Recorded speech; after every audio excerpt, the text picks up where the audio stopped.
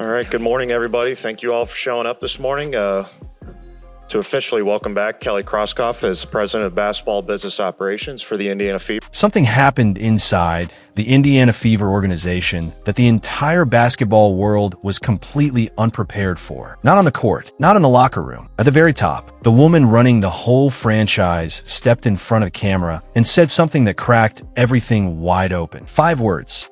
That is all it took. 5 words that sent shockwaves through the fan base, went viral overnight, and forced everybody, analysts, players, commentators, and millions of fans, to ask a question they had never had to ask before. Does the Indiana Fever front office actually understand what they have? What you're about to hear is the full story. Not just a clip, not just a hot take. The real picture of what is happening inside one of the most fascinating franchises in all of professional sports right now. And when you put every piece together, it will change the way you see this entire situation. Before we get into it, if you're new here and you love deep dives into the stories behind the stories in women's basketball, hit that subscribe button right now and drop a comment below telling us what you think about everything going on with the Fever this season. Your takes fuel these videos. Now, let's get into it. To understand why any of this matters, you have to go back to what Indiana was before Caitlin Clark ever stepped foot in that building. And the picture is not pretty. In 2021, the Fever won 6 games. 6. In 2022, they won 5. 5 games in an entire professional basketball season. In 2023, they managed 13 wins, which felt like progress only by comparison to how bad things had been. For the better part of a decade, the Indiana Fever were not just bad, they were invisible. No fans filling seats. No cameras coming to Indianapolis for the storylines. No buzz. No anticipation. No sense that anything important was happening there. The WNBA had completely moved past whatever the Fever used to represent, and the franchise existed mostly as a cautionary tale about how quickly a once proud organization could fall into irrelevance. That was the reality walking into 2024. A franchise with nothing left to lose and no reason for the outside world to pay attention. But then something happened, something nobody in that front office could have written into a business plan no matter how hard they tried. The number 1 overall pick in the 2024 WNBA draft walked through the door. And overnight, and that is not an exaggeration, everything changed. Caitlin Clark did not just revive the Indiana Fever. She transformed women's basketball in a way that nobody had ever seen before and nobody had thought was possible this fast. Sellout crowds in every arena she walked into, including cities that had never had standing room only crowds for a WNBA game in their history. Television ratings that shattered records the league did not even know it could approach.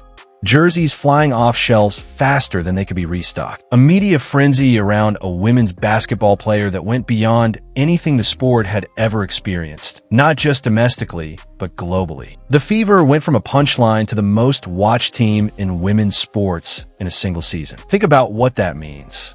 Think about the scope of that shift. In 1 year, because of one player, the organization that could not get cameras to show up was now the center of a cultural moment that everybody wanted a piece of. And right in the middle of that explosion, with all of that momentum and all of that attention pointed directly at Indianapolis, the front office had to make a decision that would define everything that came after. Who was going to run this thing? Who was going to be the person steering the ship at the exact moment the ship had finally found the wind? The answer came in October 2024. The Fever announced Kelly Krauskopf as their new president of basketball and business operations. On paper, the hire made a lot of sense. Krauskopf had history with Indiana.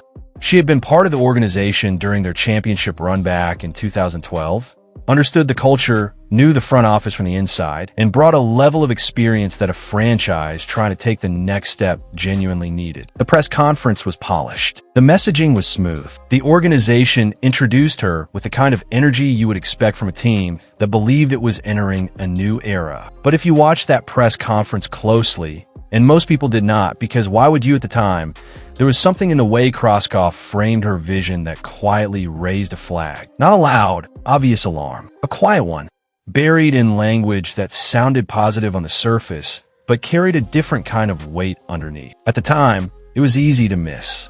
Looking back now, it reads completely differently, and that flag was about to become the center of one of the biggest controversies in recent WNBA history. Fast forward to July 2025. The Fever are dealing with a genuinely difficult situation. Caitlin Clark has only played 11 games by that point in the season, working through a groin injury that had been grinding her down for weeks.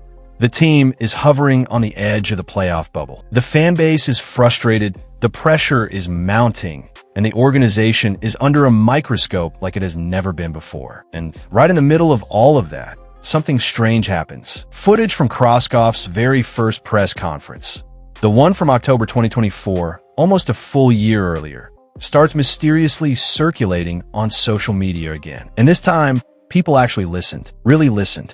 Because buried inside that original speech was a moment that most people had completely glazed over when it happened live. Krauskopf had looked directly into the cameras, talking about her vision for the organization, and said, "This is about the Indiana Fever. Yes, we have foundational players in Caitlin Clark and Aaliyah Boston, and we're going to continue to add to that. But I want this team to be a leader in the country and a brand, an enduring brand like Apple or something. Like Apple or something." That was it. Those 5 words. Within hours, the clip had gone completely viral, and the fan base did not just react, they erupted. What people heard in that statement was not a vision for the future. What people heard was a warning.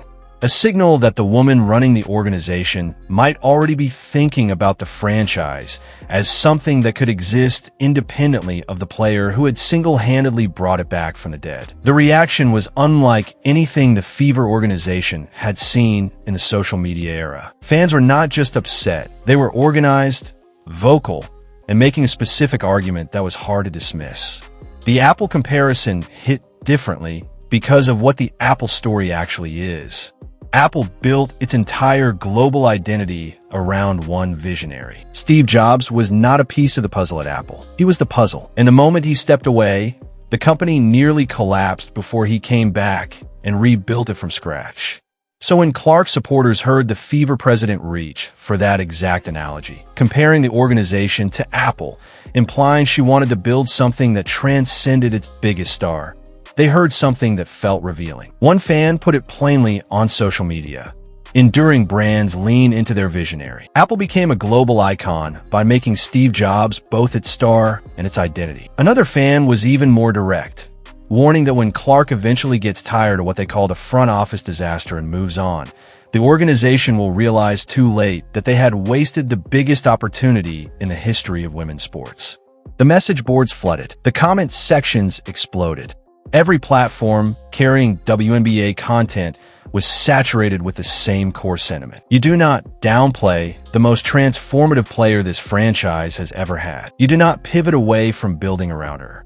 That is not strategy. That is sabotage. And then something happened that made people even more suspicious. Within hours of the clip going viral, Krauskopf's personal social media account disappeared entirely. Completely gone. No statement, no explanation, just silence where there had been an active presence just days before. Now here is where the story gets even more layered, because while the front office was getting torched online, the people who were actually inside the organization, the players suiting up every night, were telling a very different story. One that was more honest, more uncomfortable, and more revealing than anything the front office had said publicly. Lexi Hull, one of Caitlin Clark's closest friends on the Fever roster, sat down with Glamour magazine and said out loud what the entire league had been whispering about for 2 seasons. Hull acknowledged directly that there is real jealousy directed at the Fever from around the league because of the attention and the fan base that arrived with Clark. She went further, revealing that teams across the WNBA had been having explicit conversations in their own locker rooms with one goal in mind: do not let the Fever win. Not beat the Fever. Stop the Fever specifically. Sophie Cunningham, the player who had quickly earned a reputation as Clark's on-court enforcer, the one who made it clear early on that cheap shots at her teammate would have consequences, confirmed what the whole league had been quietly saying. She had heard it before she even joined Indiana. Back in Phoenix, the conversations in the locker room around Clark were explicit. Opponents were not just trying to compete, they were trying to send a message. The physical targeting of Clark had been documented all season long. The hits, the fouls that never got called, the contact that would not have been tolerated if directed at most other players in the league. And by the time her groin injury shut her season down at just 13 games in, a growing number of people were asking serious questions about whether the officiating had protected her the way it should have. But even as the physical story was playing out in plain sight, a different narrative had been quietly building underneath it. One that the people who were most critical of Caitlin Clark had been pushing hard for 2 full seasons. The claim was simple. Clark was a problem in the locker room. Her teammates resented her. The attention and the fame were creating internal fractures that no team could survive over time. Hall of Famer Cheryl Swoops had gone on a podcast in September 2024 and dropped a direct claim that significant players on the Fever were quietly saying they did not want to be there anymore, that the situation around Clark had become something they could not handle. It spread fast. It got repeated everywhere. It became part of the background noise following the Fever into their second season. Except when Clark herself was asked about it directly, appearing as a guest on a broadcast alongside Diana Taurasi and Sue Bird, she was remarkably calm. She was not defensive or angry. She said something along the lines of, "You get used to people thinking they know what is happening behind closed doors when they have no idea." And the players who were actually in that locker room kept backing her up in ways that were hard to fake. When Clark returned from injury in the 2025 playoffs, her teammates rushed the court. They crashed her post-game interview. When the Fever won the Commissioner Cup, the celebration in the locker room was completely genuine. Players genuinely happy for each other, laughing together, bonding in the kind of way that does not read as performance. Aaliyah Boston and Clark were close in a way that was obvious to anyone watching. Lexi Hull was fiercely protective. Sophie Cunningham had been raving about Clark before she had played a single game alongside her. Rookie Michaela Timpson spoke about Clark with the kind of real admiration you simply cannot manufacture. When Clark left emotional comments on Instagram after the expansion draft took teammates Chloe Bibby and Christy Wallace, the affection in those words was not a publicity move. These were real relationships built inside a locker room that the outside world had spent 2 years being told was fractured. Here is what nobody in the media had fully put together yet. The story of the Indiana Fever was never really about whether Caitlin Clark's teammates liked her. It was always about whether the people running the organization above them were willing to commit fully to the vision she made possible. That is the gap. That is where the real tension lives. Because at the court level, the relationships were real and the trust was genuine. But relationships alone do not build championship rosters. Relationships alone do not get you elite free agents. And that is the conversation that needed to happen inside that front office. The one that, based on everything playing out publicly, was not happening the right way. Consider the cold, hard numbers. In the games Clark played in 2025 despite dealing with the injury, she averaged 16.5 points, 8.5 assists, and 5 rebounds per game. She made the All-Star game. She was the center of gravity for the entire league, even on the nights she was sitting on the sideline in street clothes. When she was not on the floor, the interest in the Fever dropped in ways that were measurable and documented publicly. Ticket sales fell. Television numbers declined. The reality of what Clark means to that franchise in straight financial terms is not a debate anymore. It is documented fact. And yet the messaging coming from the top of the organization kept circling back to the team as a brand, the institution, the enduring identity, as if the player generating all of that attention and all of that revenue were somehow separate from the brand itself. What Krauskopf did say in that press conference that actually landed well was this: if you're a smart basketball player and you watch the way Caitlin Clark plays, you want to play with her. And she turned out to be more right about that than she probably knew at the time. Players were taking pay cuts to come to Indiana. Veterans were making decisions based on the opportunity to play alongside Clark. The Fever had become, almost in spite of themselves, one of the most desirable destinations in the entire league. Not because of a brand strategy, because of a basketball player who made everyone around her better and filled buildings wherever she went. Now the Fever enter 2026, carrying both massive potential and real uncertainty. 2 players were lost in the expansion draft: Chloe Bibby to Portland and Christy Wallace to Toronto. The 2025 season was supposed to be Clark's breakout second year, and instead it became a frustrating grind of injuries that limited her to 13 regular season games. The organization is building a $78 million performance center that Krauskopf called the foundation for the next generation, a facility that will not even open until 2027, designed to be the kind of home base that draws elite talent for years to come. The building blocks are there. The infrastructure is being built. The vision, at least the physical version of it, is real. But infrastructure does not win championships. Facilities do not sell out arenas. Brand strategies do not make people drive 4 hours and spend money they do not have for a ticket to a road game in a city they have never been to before. People do that for players. People do that for moments. People do that for once-in-a-generation talent that they know they're watching in real time, that they know they will be telling their kids about someday. Here is the truth underneath everything. The Indiana Fever went from 5 wins a season to becoming the most watched team in women's basketball in a single year. That is not a rebuild. That is not a brand refresh. That is a revolution. And revolutions do not happen because of vision boards and business decks and Apple analogies.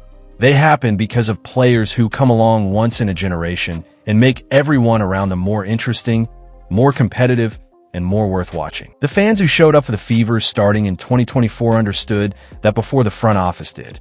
They drove across state lines.